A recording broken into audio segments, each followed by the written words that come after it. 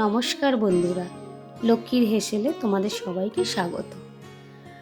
আজকে আমি বানিয়ে নেব ম্যাঙ্গো আইসক্রিম। তার জন্য আমি 1 লিটার মতন দুধ নিয়েছি। আমি এখানে প্যাকেটের দুধ নিয়েছি। এটাকে একটু জাল দিয়ে বেশ খানিকটা ঘন করে নিয়েছি। তারপরে এর মধ্যে একটু জাফরান দিয়ে দেবো, সুন্দর একটা কালার আসার জন্য।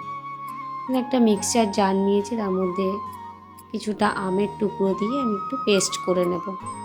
আমার পেস্ট করা হয়ে গেছে। আমি একটা ছাঁকনির সাহায্যে আমের পেস্টটাকে একটু ছেঁকে নেব। এর ভেতরে অনেক সময় অনেক আঁশ থেকে যায়, যেটা আইসক্রিমের খাওয়ার সময় মুখে পড়লে একটু ভালো লাগে না আর কি।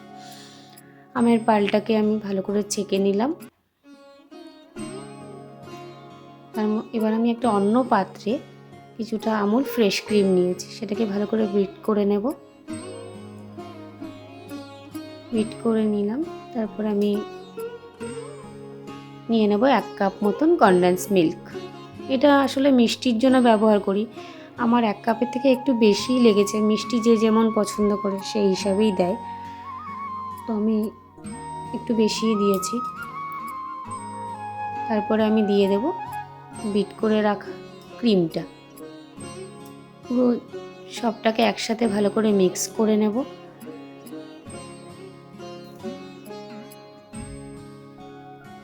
একসাথে মিক্সড করে নিয়েছি। তারপরে আমি এখানে একটা টিফিন বাটি নিয়ে নিয়েছি, যেটা ভালো করে মুছে পরিষ্কার করে নিয়েছি। তার মধ্যে আমি মিশ্রণটা ঢেলে দিলাম, দিয়ে ভালো করে একটু ট্যাপ করে নেব।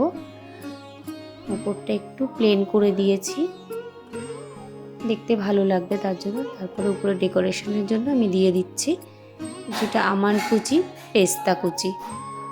এটা ডেকোরেশনের জন্য দিলাম, দেখতে একটু ভালো লাগবে।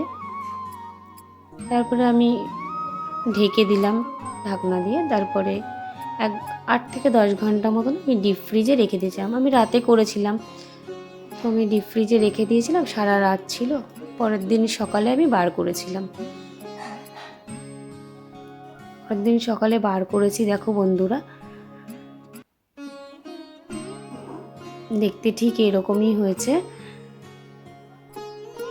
এবার আমি একটা চামচের সাহায্যে একটু কেটে দেখাবো তোমাদেরকে।